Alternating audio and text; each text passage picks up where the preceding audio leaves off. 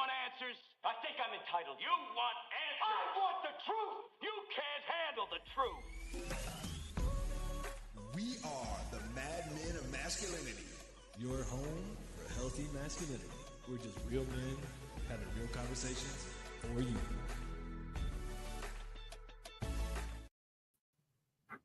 Good day, Mad Men Mafia. I am Kirk M. Samuel. What was the delay for, man? I have a 6-second delay in my brain. All right, okay. And I'm Jason B. Kendrick.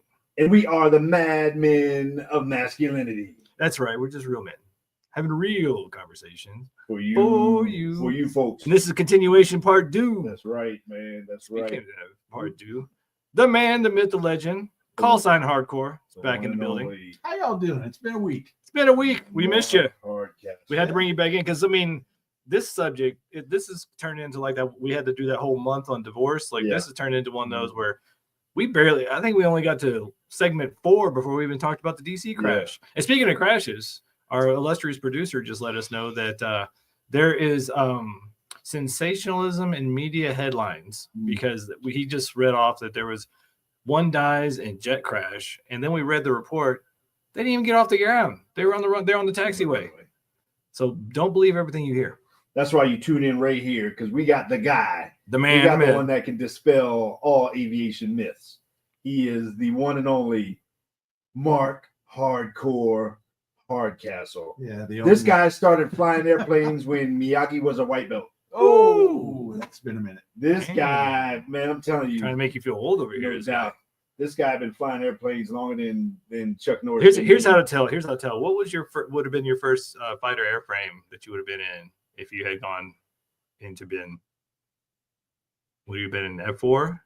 No, not quite that old. It would have been F-15 or F-16. Okay, I was gonna say because there's that generation. It was that generation. You're in that cutoff. The guys that graduated from my pilot training class that went to fighters were generally F-15, F-16. Okay, yeah, because I was in F-16s, in 94, 95, 96. Yeah. Of course, those are the block 40s, 50s, 60s. There were still a few F4s hanging around the Guard, National Guard. We had one guy in our class that was part of the Portland National Guard. He went to an F4. Yeah, we actually had my squadron actually took over the Wild Weasel package and we actually had a ceremony because we retired the last F4 squadron from the reserves. And we took over their Wild Weasel package. So I remember we did have, I think it was at 96, 95, 96. Hey, you guys done reminiscing about No, this You is reminiscent all day, man. these chair force guys around here, man. All day. Talking about back in the day. Chair force. Yeah, see what he said. That was not lost on me. This guy over here, he's still got splinters in his hand from the rowboat. Hey, he wouldn't talk about the chair easy, force. Easy. Mark, man, you got a whole lot of experience, man, in the military. As a military aviator, you also have a whole lot of experience in the airlines, training pilots. I mean, you go through it, man. You were flying so long they made you retire, man, because of your age. A lot of people don't know that. Yeah. Commercial pilots, I shouldn't say commercial pilots, airline pilots. Right. There's a difference. Airline pilots are required by law Mm-hmm. to retire at age 65. All other conditions notwithstanding, I can still pass a check ride. I can still pass my medical, but that's just an arbitrary number. And you won't see an airline pilot flying for the major airlines beyond age 65. Like that birthday, you're done, huh? That's it. Wow. Do you have private like Learjet opportunities, or they pretty much follow? Yeah. Is it like an insurance thing? No, it really is just an arbitrary number. Decades ago, it was age was more of a factor. When I was first hired by the airline in 1991, I was flying with a bunch of guys that had been already flying for 30 years or so at that point. And mandatory retirement at that point was 60. It got extended to 65 in the early 2000s. But I remember sitting next to these guys, and they looked old. 58 years old, and they were stress, man. Fat. Yeah. They smoked, and they did a lot of drinking, a lot of smoking, and they didn't exercise, and that was their generation. That's just what they did, and so they were ready to retire, at age 60. But our generation, you guys, we just don't do things. We don't live that way anymore. No. Well, I mean, we don't have doctors. I mean, they actually figured, I mean, back then doctors were saying smoke Camels. They're the most healthy cigarette. And they started changing our diets from the more hunter-gatherer, meat and carbs to, let's get grains and, this whole food pyramid thing. And then, and that's a whole nother rabbit hole, but, we're seeing the evidence. Talk about that. Y'all are determined to blow up this whole first segment, not talking about the crash. Hey, man. Y'all are like two old men. Who is asking the question? Hey, you see, I think the interviewer has some responsibility. You guys are like the guys in the Muppets up in the balcony. Man. All right. Well, okay, Mr. Interviewer, ask some questions. I don't even know what to ask. Now I think somebody's projecting blame over here. Where we picked up last time, we why are you pouting? See, I'm just not. He's just waiting for the. He's waiting for the question. I'm not talking. I'm not talking. You burn up your own time, man. Oh man, where we left off, we were talking about the crash in DC. Unfortunately, we lost 67 lives between the military, the helicopter flight crew, and the regional jet. And we were talking about kind of how these things could happen. We talked about the industry. We talked about air traffic control system. We talked about a whole lot of things, man. And how about you from a former retired captain's perspective, explain kind of just super high level what happened in this incident? Right. So 2 airplanes involved. There was the CRJ flying into DCA. And they were going to land to the northwest, runway 33, I think it was. And so they were northbound and flying fundamentally up the Potomac River. And coming the other direction, southbound along the Potomac, was an H-60 Marine helicopter. PAT 25 was the call sign, priority air traffic 25, special mission aircraft coming south. Now, the helicopter was required, flying under visual flight rules, he was required to stay at 200 feet above the ground or lower, which... Bring that microphone closer to you, because... Which is not a big deal for a helicopter. I mean, helicopters they're designed to fly at inches if they need to. They routinely fly very low. And the RJ was flying on a published instrument procedure under instrument flight rules, even though the weather was clear. And he was exactly where he needed to be, and on course, on glide path as he turned to intercept the final approach course to the northwest. And the helicopter fundamentally, we now know, was only 100 feet too high, but that was enough to put in the exact flight path of the passenger jet, and they collided, and everybody died. So the regional jet was originally supposed to land on runway 1, right? And then the tower redirected him to runway 33 because it's a shorter runway and regional jets can do that. What is a runway 1? Does that mean it's like the first runway? I'm asking kind of the answer. I understand. But what is that means the first runway on the airport, or what does it mean? What is 1 versus 33? No, and understanding this will help understand the scenario. Right. The runways are numbered according to their magnetic orientation to the compass. Mm-hmm. So if what they're calling runway 1 is oriented to a heading of 010.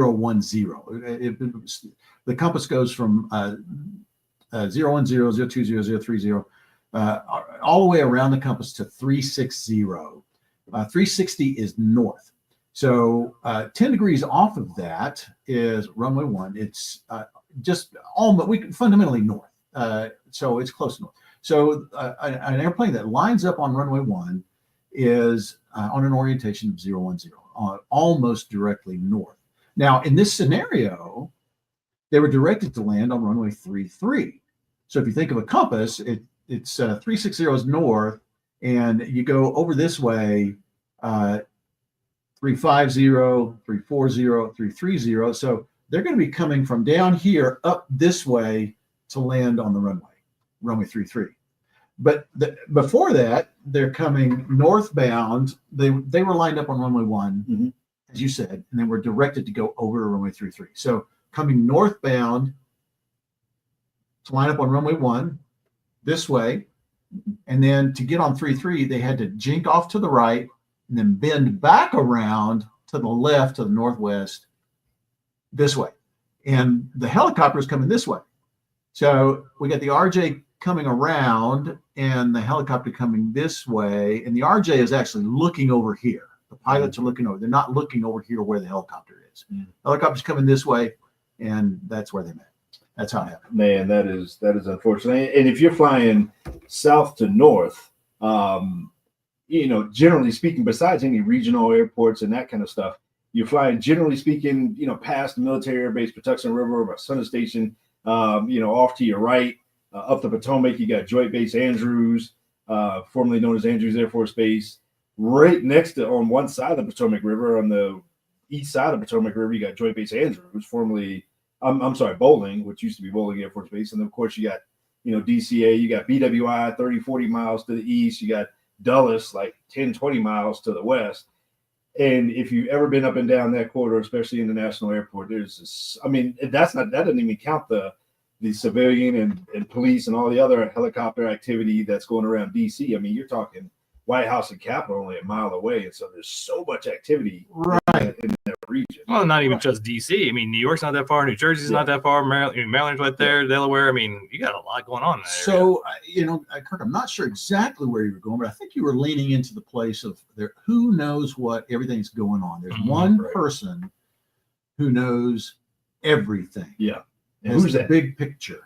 And in this case, it's the tower controller at DCA Airport. That person controls all the airspace within a certain radius of the tower. And he's aware of all the flying traffic that's going to be coming close to his airspace, outside, transiting, already in, leaving, all the takeoffs, all the landings. That person has to be aware of every aviation vehicle in the area. So all those people you were just talking about, Kurt, from all of those air bases, they have to check into that guy, and he has them all on his scope. And so that is one of the factors that the investigators are now digging deep into. What did that controller, the air traffic controller in the tower controller, did he have all the information he was supposed to have? What should he have been saying to which airplanes to deconflict them? Did he say those things? And if he did, how did this thing happen? Who misunderstood the instruction? Who didn't comply with the instruction? Or did he not say the right things? Was he on a coffee break? Was he eating a donut? Who was not paying attention? Well, as a matter of fact, so to that point, we're talking about workload here. And ordinarily, that time of day, the full complement in the tower cab would have been 2 controllers, and there was only one. Now, ordinarily, as traffic slows down later in the evening, one stays in position, another, and the second one is relieved and gets to go home along about 9:30, from what I understand, 9:30 p.m. This was closer to 9 o'clock before the controller that was going to go away would ordinarily have been relieved. So it should have been 2 in the tower cab. Turns out there was only 1. So one person there with all of this traffic doing the job of 2 people. So that is going to be a factor, certainly in the investigation. Now, whether it will be causal or not is going to be up to the NTSB investigators. Well, speaking of 2 people doing the work of 1, we better take ourselves our first break. We're getting into this, and we're going to need every second we can get on all these segments to get through this story. So you got to stop me when I talk too much. We're going to get it. We got you. So we'll be right back. We are the Madmen of Masculinity. This is KLDC in the Mile High City. Boom. Check your volume. Make sure your speakers are all the way off. I keep hearing an echo somewhere. Check yours too. Okay, mine is showing mute. Yeah, but your speakers. So, I see what you're talking about. There it is. It wasn't quite. It was just a little bit. I'm like, am I hearing that? Yeah, you were. I was hearing something. Yeah, so there we go. That's all good. So if it's a little echoey, it's Mark's fault. He knows how to fly planes, just not laptops. And if you guys are online with us, if you are live, if you're watching us as we're doing this live Monday evening, go ahead and comment. Ask questions. We got the expert in the house for you. So make sure you get in it. I know it's Monday, right? Super Bowl, most y'all hungover. Mhm. Don't know what's going on in the world. Philadelphia went crazy. Fires in the street last night. They won. It's Philly. What? It's Philly. If there's not riots in the street, it's not Philly. Yeah, right. Yeah, Yeah, they're one way or son's the other. there exactly that. The day before, he said, "Dad, they're greasing all the light poles." Oh yeah. Yeah, they are. What? Did they? It's ridiculous. Yeah. I mean, it's like when they tried to institute riots here. They put the pallets of bricks around the Capitol. It's like in Philly, they're already ready to go. Yeah. They got their riot bags, and it's not what you think. All right, you ready to go? We're back. Yes, we're back. Mad Men of Masculinity. KLDC. Yeah, that's 1220 on the AM side in the Mile High City, and of course on the interwebs Everywhere. everywhere. And you're gonna have to get on the interwebs and watch us on YouTube because Mark likes to use his hands when he's got he's diagramming. Yeah. So we just want to make sure Pilot, he's where visual. he's pointing. Yeah, He's visual. We like to shoot down each other's watches. Yeah. There we go. Too close for missiles. I'm switching guns. I was like this. He was like Right that. at the brakes. And I said, "Where'd he go?" He Yeah. said, "Where'd who go?" We're talking about the DC crash a little bit. We're going to get into the man, the myth, the legend, Mr. Mark Hardcore Hardcastle himself here in a little bit. But we got to dig into this. I There's so much to dig into. We did not get into one aspect of equipment Just one. that I have a question like, man, why didn't this? So you talked about the CVR, cockpit voice recorder. You talked about the FDR, the flight data recorder. Mhm. So, there's a lot of equipment that they're just pulling up out of the river now and Yes. just kind of getting into. And, the NTSB has come out with some of the dialogue and those sorts of things. What But about the ACD? one thing that I wanted to ask you about, how come this didn't work, or did it? Could it have? And that is something known as the TCAS. What is that? Yeah, the traffic collision avoidance system. The RJ had that on board. I'm not familiar enough with the helicopters, the military helicopters. I can't imagine they didn't have something at least similar. But it's a system that has a couple of functions that are really cool. On my graphic display right in front of me, showing my route of flight and everything's going on around me, that system will actually present other airplanes relative to me. So I know where they are. So I would imagine if the Black Hawk had something similar, and the airplanes talk to each other. Every airplane has it, and those systems talk to each other. So they all represent individually on every screen that has that equipment. So the Black Hawk would have had that on his, the RJ had it on his. And the other big function of the TCAS system is that as a conflict develops, the pilot receives an auditory warning.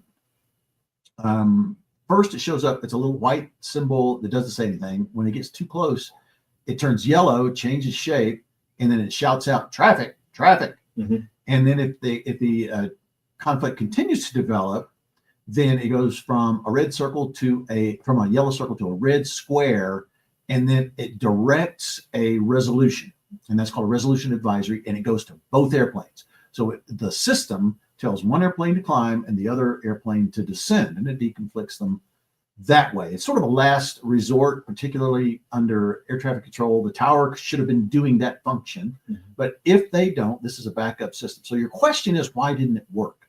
Well, the fact of the matter is, in those last final moments, now the collision occurred 1 mile from the runway. That's 300 feet above the ground.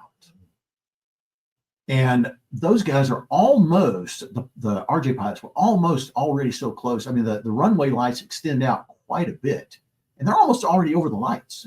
And they are focused on the touchdown point, the aim point for the airplane. They're just fine tuning to get in there, just really zoomed in on it. And there should not, I mean, there's so many other reasons for airplanes to be deconflicted at that point that the pilot of the RJ, he can't completely give up on that, but he really has to focus hard at that point. And so the risk, two parts of it, the risk of the TCAS system alarming unnecessarily at that point can cause a distraction to the pilot, and bad things happen at that point. The other thing is that the TCAS can either cause a climb or a descent. And when you're that low to the ground, you do not want the TCAS system to command one of the airplanes to descend. So it really, that function becomes counterproductive. And so it's actually suppressed below a certain level.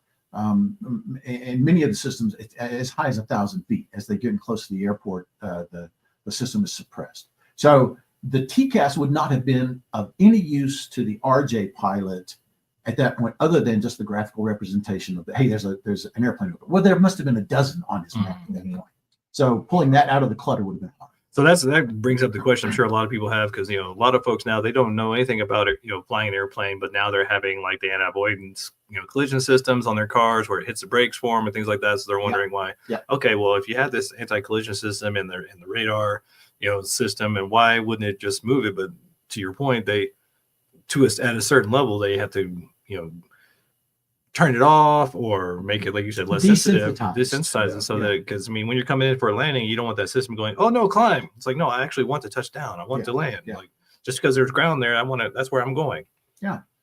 So you could get all kinds of false alerts at that point that could cause all kinds of issues. And then, of course, in terms of aircraft communicating, most military aircrafts are operating in UHF. Most civilian aircraft are operating VHF, at least the airlines. And so, the tower might be talking to the military, to the Army Black Hawk, in UHF frequencies, and talking to the airline on the VHF frequencies. And so they got to switch back and forth. They both might be able to hear the tower, but not necessarily hear each other talking back. And so if the tower is telling the Black Hawk, hey, go behind the regional jet can't necessarily hear the acknowledgement, at least from the Black Hawk. Yeah, and as pilots, we've complained about that for many years. Situational awareness is enhanced when I can hear other airplanes talking on the radio. I know where they are. It's not exactly position reporting, but it has the same concept. I hear somebody say something, I know where he is. And you want to hear that guy saying, if you're at 500, you want to hear him saying I'm at 1,000 or whatever. So you're just like, okay. Very much so. Yeah, that helps. So routinely, all the time now, it's one of those things where I guess it happens more frequently when you got one guy working multiple positions. But I hear one side of the conversation all the time, and it drives me crazy. Yeah. And we as pilots have been complaining about that for a long time. We need to be able to hear both sides of the conversation, and I would be very surprised if that does not become part of the report from the NTSB on this. If the RJ had known about that Black Hawk over there, it would have. It could have made a difference. Yeah, I can understand, like, when you have exercise things going on and you don't want that disrupting normal commercial traffic, stuff like that. But when they're that close, you would think there has to be some sort of redundancy where they're speaking on both frequencies. Well, when I used to drive ships, we all. You didn't drive no ship. He was in the rudder. Dude, I drove ships. He was on the oars. They were like, row. He's like, how far? Man, I was offshore. Oh, he was a man. So all the ships, you had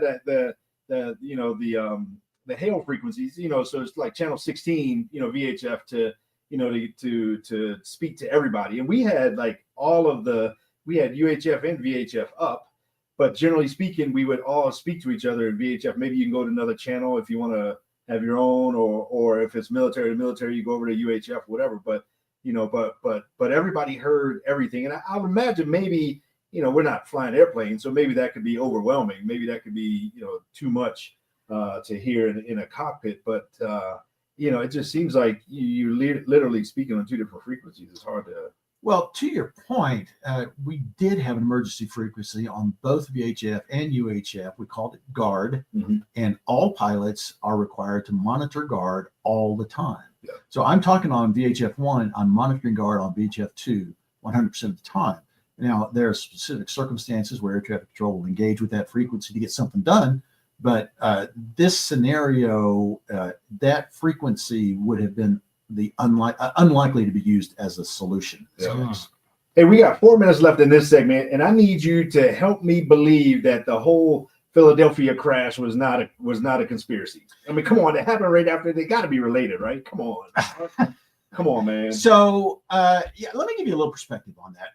I'm going to take you back to 9/11. And 9/11, September 11th of 2001 was the day that tragedy happened. 2 months later, November 13th of 1991, almost 2 months to the day, there was another plane crash. It was a commercial airliner, American Airlines Airbus, taken off at JFK. And very shortly after takeoff, it crashed. And I remember my gut just clenching. My heart sank. Not again. Not again. Come on. And we knew at that point that on 9/11 that those were hijacks, right? We didn't. So when the American thing happened again, just a couple months later, I thought, gosh, surely not. And in fact, no, it was purely a coincidence. That was in fact 100% pilot error. He had actually over-controlled. Well, I'll just tell you, over-controlled the rudder and snapped me. So and the airplane became uncontrollable at that point. So it had nothing to do. The two were utterly unrelated. But boy, the first thought that went through everybody's mind was, "Oh man, here we go again." So these things happen. They just don't have to be related. And there can be two bad things happening in two different cockpits that are completely different bad things. They have nothing to do with each other, and they still occur not simultaneously, but very. And that I don't know that these two, the midair and the Learjet, are unrelated, but I would be very surprised if they were. Yeah, that's one of the things. I mean, we mentioned it before, but people, the media, they're looking for clickbait, they're looking for your attention. And so like that last one we talked about that Tanner pulled up, they weren't even in the air. They're on the taxiway. They're taxiing from one thing to another. And then it was pilot error or whatever. They didn't see each other, so they collided. They're on the ground, they're rolling, which I mean, so a lot of times you'll see these headlines and they say, oh, another jet crash or this, another thing. And then they're trying to, play on our fears and whatnot. But I mean, commercial airline flight is still the most safe way to travel. I mean, there are more accidents in cars, there are more accidents in buses, you have more, but they're just not as reported because it's not as sensational. You have a lot more media coverage on any airline flight because it's so rare. And, you see a lot of times there's a lot of crashes that happen or crashes that happen within private pilot communities that aren't reported because they happen so much more often than their small planes. So it's just one of those things to keep in mind when all this stuff is going on, and all this sensationalism is going on. I mean, one of the reasons we're talking about is to kind of downplay a lot of this hysteria that people are like, oh my God, this conspiracy and, the airlines are so unsafe. That's not true. I heard one conspiracy theory that the helicopter was trying to take out the regional jet and crashing. You know how difficult I mean, it is not an easy task to be flying a Black Hawk helicopter and to be in the same spot at the same time as a regional jet just in the air. Like that is very difficult to do. I mean, some things are just unlikely. Well, that's why I think everybody's mind goes to conspiracy theories immediately, because it's so rare and it's so hard. It's like it seems like it's impossible to happen, so it must be done on purpose. But it's like, well, accidents happen. Sometimes things just happen. Speaking of just happening, when we come back, can we talk about Mark Hardcore Hardcastle a little bit? Like, can we just talk about what you I mean, who you are, what you got, your passions, the things you're doing, the things you're about? Can we talk about that a little bit? Well, he's here. I mean, seriously, you're a Renaissance man, man. I mean, we gotta while we got you, we got lightning in a bottle. So we gotta make sure we capture this. If that's thing. how you want to use your airtime, you knock yourself out. All right, man. We'll do that when we come back. You're here. Mad Men of Masculinity on KLBC.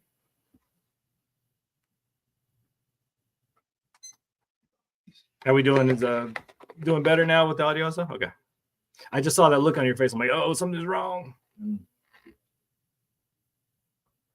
Feel free. That's all right. Just look at me and go, something's wrong. I'll figure it out.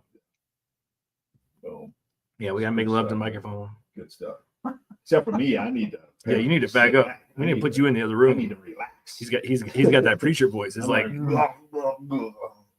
in the daggone microphone dealio. It's all right. You're doing good. You ready? Yep. Here we go. Are you ready? Give him a second. He's gonna moisten his palate. Right.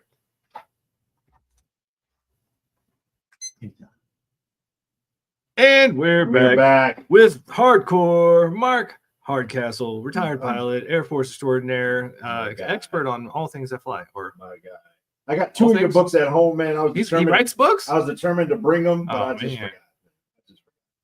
I just forgot. This, I got to ride in today, man, and just messed up my whole rhythm. the fact that he even has books, he doesn't like to read. It hurts his head. Dude, I'm telling you, man, I'm on the struggle bus with that. I am. You're gonna have to do an audiobook for me. Yeah. Speak those sweet nothings to him. Tell him No about your doubt, book. man. You know, I mean, the symphony of your that one is sitting right next to on my desk, kind of right off into my peripherals, man. And tell us a little bit about that book. The Symphony of Your Life, Restoring Harmony When Your World is Out of Tune. Wow. I like that. So the story of the book, I'm not one of these guys. You know, how many people do you know that you've heard say, man, I want to write. Man, I want to write. And Don't look at us. Don't look at us. We don't know about it. But you know people, right? Look at the guy over there. Yeah. Well, I wasn't that guy. It was not an aspiration for me. It wasn't an ambition for me. What happened was United Airlines went bankrupt back in 2002. And it was the longest, most expensive bankruptcy in the history of commercial aviation. Wow. Came out of bankruptcy in February 2006. And during that process, part of bankruptcy is to cut costs. And so they did that to all the employees. Pilots took 50% pay cuts on average. Yeah, that's because that's what you want is pilots taking 50% pay cuts. Pay the guy flying the plane less. That's what you want. Yeah. So, long story short, pilots are well compensated, but who can take a 50% pay cut? I mean, not with my lifestyle. Still make their mortgage and those things. So we all went out and we got second jobs, and we signed up for the MLM programs. The lotions and potions. I did that. I got my real estate license. Everybody, any way we could think of to meet our monthly requirements. So it just so happened I flew with a guy who had written a book, become a speaker, and was making money. And again, long story short, we spent a 3-day trip between San Francisco and Frankfurt talking about that. And he persuaded me to do that, engage with that process as a way of trying to create another income stream in case United liquidated. That was going to be a possibility. So that was the origin of the book. And I engaged with that process, started writing. And I asked this guy, okay, what do I write about? What you know? Well, and what I know is my life story. And what part of my life story is worth writing about that might be of value to somebody? Well, by then I was into my mid 50s and had a little bit of life experience. And I have seen challenges in my life, and not just my own life, but my family, my friends, people around me, and they were all still alive, which meant by definition they had found a way to. They made it through those challenges, and I was thinking, maybe if I wrote a little bit about that could be helpful to somebody else who is entering a period of challenge, for instance. And so that's what it is. It's stories from my life, from people around me, about challenges that they had, hard battles that they had fought and had won, and how they did that. And so it has been a great, to my mind, it was very successful to me. I mean, I managed to I sold out the first printing, and it's become a legacy for my children now.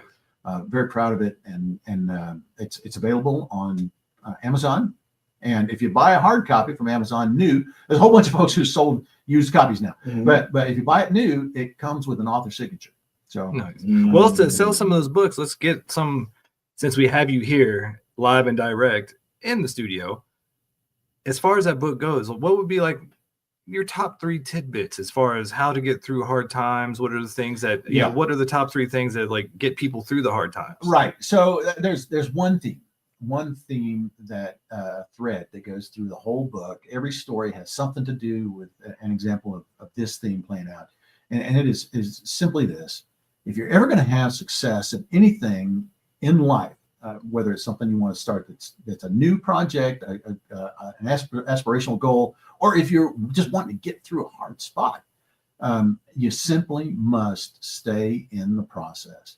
Now, there's nothing new under the sun. How many times in your life have you heard you just don't quit? Don't quit. Mm-hmm. The thing that's different that helps people about these truths in life is sometimes you hear it a little differently. You hear it explained a little differently, and illustrated a little differently. And so that's what my book does. Is it provides my perspective on that one truth that success is available if you stay in the process until success is within your grasp. It's just that simple. Wow. And it's it's 160 pages of that. Wow. I like it. It sounds like you can take 10 years to be an overnight success. Mm-hmm. We're on that track. That's what we're working on. Clearly on that track. We're on that track. Yeah. Well, and like to that point too, the answer is always the same, but you're different. And so, I mean, it's one of the things I've learned over the years, and it's happened to me in the past where I read something one time, and I remember I was reading, I think, Course in Miracles or something, and I had my highlighter out, and I started highlighting all these passages and all these things that meant something to me. And then later on, I ended up back in that same passage, reading those same things that I highlighted, and I couldn't figure out why in the heck I highlighted those things. But they meant something to me then where I was. Yeah. And so sometimes it's not even the messages, it's where you're at. It's like, I need this now. It resonates with me in a certain way. And also, I mean, we need you to read that and create an audiobook. You have a great voice, and, Kurt can't read, so he needs to hear you. Well, thanks for that.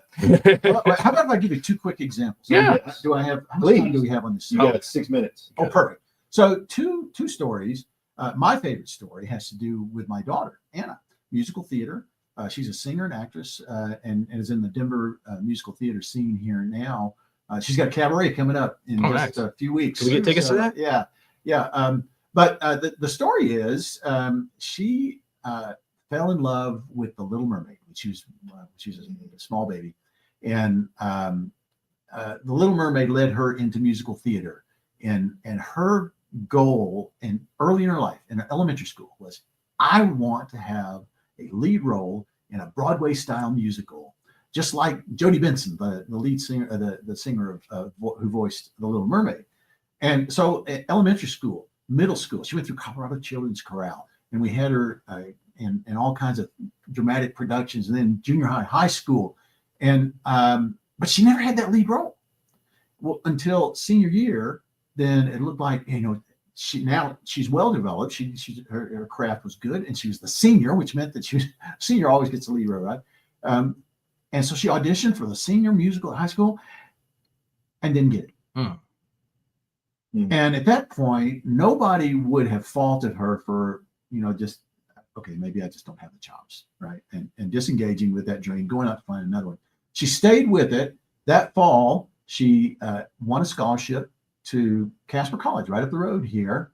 And their production was going to be, what was it? Crazy for You, it's the name of the show. And she auditioned and won the lead role. Had she given up in high school, she wouldn't have gotten it. Yeah. And not only, it was so sweet. I tell the more details in the book about how that particular musical had been very successful on Broadway, ran for 4 years, won a bunch of Tony Awards, Best Actress. And the lead role on Broadway had been played by Jodie Benson, her childhood hero from The Little Mermaid. And so she got to be there. So again, stay in the process. In her case, took her a long time. My second story, if I can tell another one real quick here. This is the crowd favorite.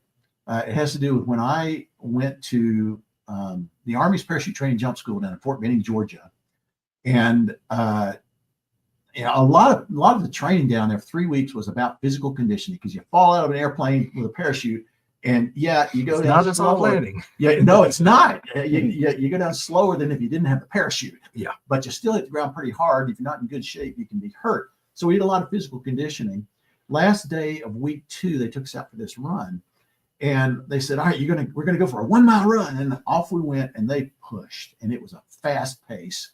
And we were all just dying after 1 mile. And then they said, "We're just kidding. We're going for another mile." And as soon as they said that, a whole bunch of the guys fell out of the platoon. They just knew they couldn't go another mile.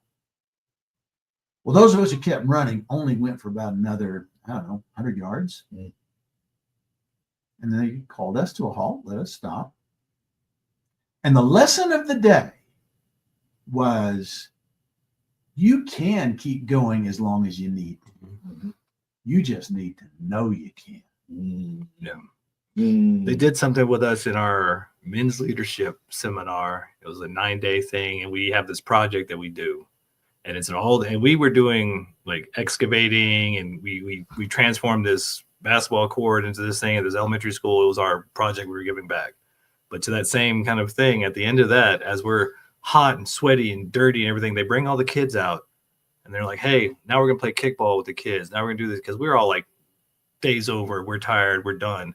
But then to your point, as soon as you see those kids and they're excited and they want to play, like that energy comes from somewhere. Yeah. Like it's just that mindset of actually, I think the best thing is don't even think about it, because everybody goes, oh, 1 more mile, I can't do that. It's like, just keep one more step, one more thing. Exactly. One more step. And there's the U.S. Army, teaching us that it really is a mind over matter. You can persevere if you want to. Yeah. I learned through my father about the whole, because he went back in, he re-enlisted. He was in for 6 or 8 years and then got out for 8 and then went back in, and he wanted to be an airborne medic, and he didn't have the ankles for that. And that's what he told me, is like, I don't have the ankles to be an airborne medic because it's not a soft landing.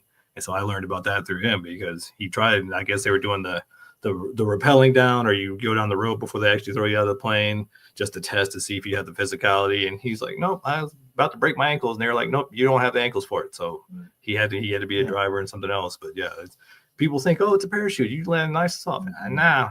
No. So we're going to get in on this next segment, and we're going to get a little bit more into your writing adventures as well as speaking. There's a book too, right? I'm curious though about this first book that you mentioned. Why did you call it the Symphony of Your Life? Yeah. So music has always been an avocation, a passion of mine. Flying was my vocation. Music, particularly choral music, was my avocation. And there's stories about that in the book, about how it came about. But it became the central metaphor for the idea of staying in the process, just because of my core. Well, we like metaphors. Sure do, man. I like music too. Yeah. Musical metaphors are my favorite. I can't sing or play an instrument, but I like music. Well, I mean, you scare the kids in the shower, but whatever. That's what I do. Don't judge me, man. Hey, you know what? I'm guilty of that too. I think I sound better in the shower, but it's because I don't think anybody can hear me, so they're not yelling at me to shut up. Sure. Hey, we're a little bit early, but let's go to break, because I wanna get into, man, this man. I like this the second book I got at home of yours, man. That's pretty. We need to give him some more time to talk. We're gonna get into that, man. We'll be right back. Mad Men of Masculinity on KLDC. Boom. Am I being too mean to you? You got all quiet after that last insult. No, man. I got gas, and I'm trying. Oh, you got the protein shake. I'm trying not to blow y'all up. Which book are you coming back with? The one you gave me at Starbucks. Was it the memoir? Yeah, the military. The one you wrote after you retired. The pilot. The pilot. Through Their Eyes. Yeah. Yeah, that one. Yeah, we can talk a little bit about that. That's somewhat confidential. In fact, it's not available to anybody. Oh, so I'm ahead of the curve. Yeah, it is not available. So it's not for sale yet? It's not for sale, never will be. I'm hoping I give it away to certain people. I'm hoping that United will buy it in bulk at some point, just for United pilots. Well, maybe we should entice them a little bit, Kirk. It's gonna be like, there's other things we talk. I'm curious about your philosophies that are highlighted. Oh, we can talk about that. But there is another book, a military memoir of 10 Vietnam veterans who I had the honor of editing that book and making it into a readable narrative. They give us notes and shoeboxes. Well, and also off the air, once we get done, we want to pick your brain about getting more speaking gigs and stuff and get paid to do that, because okay. Our Clark Kent jobs, we need some extra income. We need some extra income. And then there's the book that's in the oven. It's bacon. Oh yeah, it's bacon. Yeah, I was working on my oven project today before it came in, so I'm always working on it. You ready? And we're back. Yeah, we're back. It is the fourth quarter. That's right. It goes by so fast. That's right. It's fourth quarter, which if you're watching the Super Bowl, it was already over by then. But that's a whole nother jam. Who saw that coming? I didn't even watch. Nobody saw that coming. Not the best Eagles fan in the country saw that. That was. No, everybody was convinced that it was going to be another referee, con job and get the Chiefs in there again. And so I guess maybe because everybody was saying that, they were like, oh, maybe we should let them play. had to beat them down pretty bad. They're like, not today, Satan, not We today. talked about your first book that you put out, The Symphony of Your Life. There's another one that's kind of out there in the ether. Those of us that are privileged enough, might or may not have a copy. What are you trying to say? Because I don't have one. I'm not just saying, privileged. man, What are you trying to say? I'm just saying one of us in here got the book. I see how it is. I see what he does. But in this one, you kind of outline some of your philosophies in terms of, and then there's the third one that we're going to talk about. So real quick, like this one, some of the philosophies that you had in terms of, I'm going to say, because I'm in a public school, customer service, or just seeing things through other people's perspective or other people's eyes. Yeah, that is one aspect of leadership. And in my case, I had 25 years in the right seat, being a leader by proxy, I suppose. First officer, I was feeding my best help to the captain, who's the boss, that runs the show.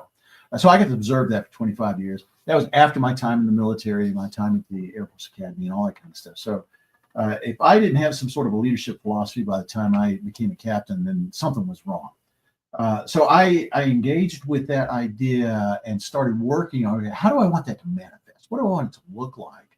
How can I have the most impact on those who are relying on me to make this work for them? I mean, people go flying for a lot of reasons. I mean, if you went back to the pandemic, I flew passengers during the pandemic, and there was not a single passenger on any of those airplanes that didn't have to be somewhere. They didn't come to those airplanes because they wanted to. They came to those airplanes because they had to. And so that's just one example of necessity and how I could impact that. So I started looking around at impact points. Where, what is in what state do my passengers arrive to meet me at the gate, at the airplane there? And what I recognized was by the time they got to the gate, they were already exhausted. They were stressed. When people think about a vacation, the vacation starts when they get the rental car in Orlando. It doesn't start at the door of the airport. Now, why not? Well, because you walk in the door of the airport, and even if Dad checked the bags in online last night, he still has to go over to the kiosk and get his little sticker, put it on the bag, then go over, get in line, hand it to the gate agent, who then sends it down. And where do they go from there? In Denver, after that, then they got to go get on the TSA. Well, to the TSA first. That's true, yeah. And that's not going to be a pleasant experience. And none of these queue lines at the airport have the singing, dancing cartoons like they do at Disney, right? So they go through the TSA. That's not going to be a fun experience. And then they go down to the train, and a family of four, one of the kids' backpacks gets caught as the doors are closing. Please stand clear of the door. You are delaying the departure of this train. And so it's just an exhausting experience. They get to the gate, and then they sit down and decompress just a little bit. And then they think about, okay, what's next? Well, now they got to line up in the queue lines and go through the boarding process. They get past the gate agent who's going to bark at them because their bag's too big, or it's just a stressful experience. So I get to think, okay, how can I make a difference in that? And without even thinking about, I mean, we haven't even boarded the airplane yet, but then you get in the air and they know they're going to be flying from point A to point B, a couple thousand miles at 6 miles in the air, 80% of the speed of sound, with 179 other people in this tube and thousands of pounds of jet fuel. There's something that's just not right about that. So there's all of the stress and anxiety. And would it help if I showed up at the gate and just by my demeanor, could I alleviate some of that stress? Oh, yes, you can. And I'm not the prettiest guy in the world. I'm the prettiest guy in the concourse. That's debatable. Don't knock yourself down. I'm almost as good looking as Kurt. But not quite. That's pushing a little too far. But I knew that I could walk up with dignity, with my uniform in place, with my hat on my head, my blazer buttoned, my shoes shined. And if I walked up looking like a captain, then maybe they would think, okay, I can at least relax about that. And then, if I could say something to them that actively conveyed a sense of empathy and humanity, and that I understood what they had been through, before we ever got in the airplane, that I could maybe change the experience for the better. And so that's what this whole thing that you're talking about, that's what it was built on. It was built on understanding and empathy for the passengers, and then finding ways to express that empathy and recognize their humanity, and then maybe string a few words together in such a way that I sounded like I knew what I was talking about. So if I could look like I knew what I was talking about, sound like I knew what I was talking about, the proof of the pudding is in the eating. They're not going to know until I take the airplane off the ground. Mm-hmm. But I can relieve some of their stress. I can increase confidence. I can maybe let them relax a little bit and maybe enjoy the flight. Man, I'm all about that. And I've fortunate, unfortunate, whatever. I've flown probably more in the past 2 months than I have in the last year, right? And it makes a huge difference as a passenger to know that the captain is a person, right? And you're human, and I hear from you, I see you. For me personally, and probably a lot of people, one of the things we hate the most is turbulence. So I enjoy hearing, maybe even before we take off, hey, we're expecting some bumps coming out of Denver, because there's always bumpy coming out of Denver. And, but along the way it should, blah, blah, blah. And then, I mean, I dig that, because I'm like, okay, well, that's not a surprise, and the captain's aware, and he is aware that I'm aware. And so those kind of things make just a huge difference. And you're right, to have a person be associated with the process is tremendous, man. Yeah. Well, I got a lot of good response. Yeah. Well, I mean, for most people, and of course I'm one of the weird ones, like I really enjoy travel. Like when I get to the airport usually 2 hours early, 2 to 3 hours early, because I know it's gonna take me a while to get through TSA. I have pre-checks, so it usually doesn't take me as long. But once I get there, there's this feeling comes over me where it's like I'm untouchable now. Now I'm in the airport, now I'm traveling, like I'm disconnected from the rest of the world. But I often sit there and watch people. Airports are the best place for people watching. You see people coming and going, but there is this kind of, I love your personal take of empathizing and making a personal connection, because so many pilots are this mythical creature that you just hear their voice. Mm-hmm. Excuse me, everybody. Yeah. This is the captain speaking. Yeah. You never actually see them. Yeah. Or when you see them, it's when you're getting off the plane and the doors open. They're like, after they grease the landing, they want to take the glory wave, and it's like, come on, man.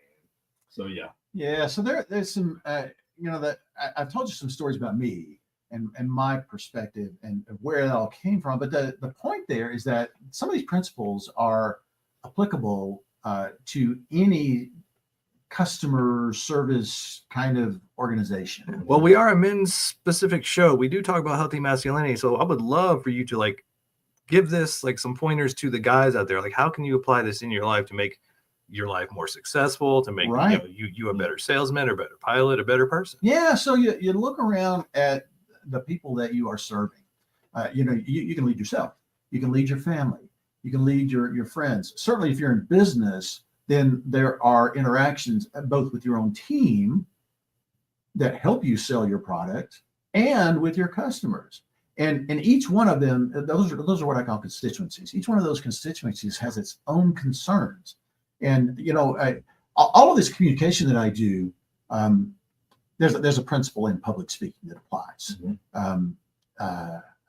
Gosh, I can't remember who it was that said this originally, but one of the great leaders once said, "The audience doesn't care about me until they know how much I care about them." Was that Zig Ziglar?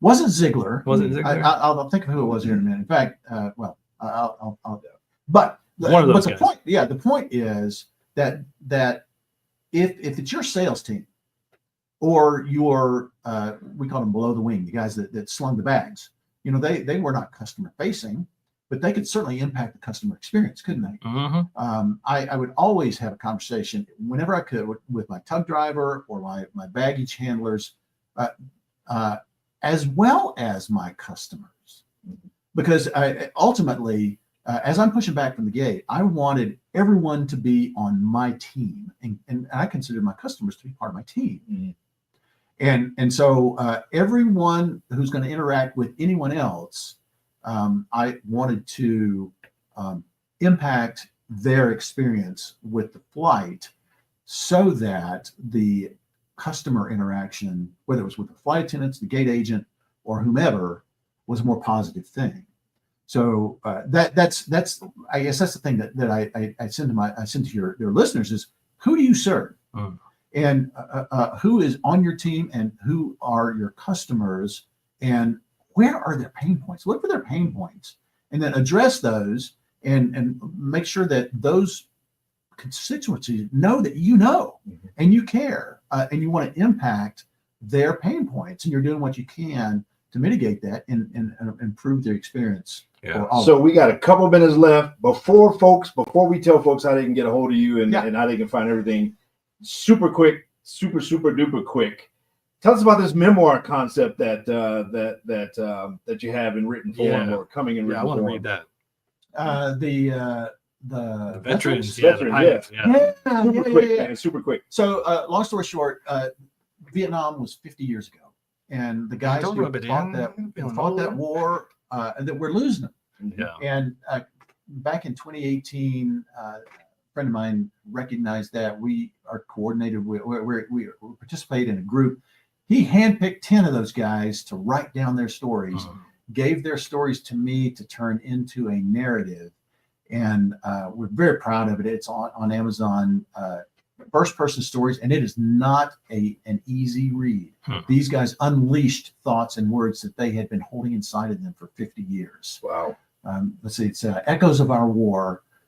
Vietnam veterans reflect 50 years later. Wow. Yeah. I'm looking forward to that. That's going to be a good big time. Yeah. There's a lot of people that I'm sure would connect to something that we talked about, whether you're affiliated with the Air Force. Watch it. Air Force Academy, whether you got some military pilot, or you are somebody that's associated with the airlines. If you know a United pilot or somebody that's involved, or just anyone in the industry, there's somebody that or somebody could connect with any one of these stories. Or if you're just in business, Mark, and you need a speaker. How can they get a hold of you? Best way to reach me is my email, and that is, it's similar. It's like the book. It's mark@symphonyofyourlife.com. mark@symphonyofyourlife.com. My personal email, my personal phone number, cell phone, is there. If you send me an email, put in the subject line "Mad Men of Masculinity," so I know you're coming from this podcast, and I'll engage with you right away. We'll talk. Nice. Well, and like you are not flying anymore. You're speaking now. You're coaching now. You're doing your thing. So like, if they're in business, what can they expect from having Hardcore come speak for them? Like what are the things that you bring to the table when it comes to corporate speaking, or Here's what I bring. I bring 65 years worth of stories I've paid for with my life. Ooh. And so what we'll do is we'll have a conversation about you know a little bit about me, and you know what piques your interest, and so we'll talk about those areas, those things that have piqued your interest, and we'll create a custom presentation for you based on these stories, these lessons learned. All those stories I paid for in my life have lessons, and I will craft a presentation for you around that will impact your constituents. That's amazing. That's priceless right there, people. Hey, we got to get out of here. Like and subscribe. Holler at your guys, man. All the podcast platforms, madmenradio.com. Again, 12:20 a.m. in the Mile High City every Saturday morning and Wednesday evening. Mark, man, I appreciate you, man. I appreciate your brotherhood, your friendship, all those kind of good things, man. We've had some deep conversations, man, and I respect you tremendously. Yeah, we're gonna have you back on, have some more conversations, because there's so much gold in there. We barely even scratched the surface. So we're gonna have you back.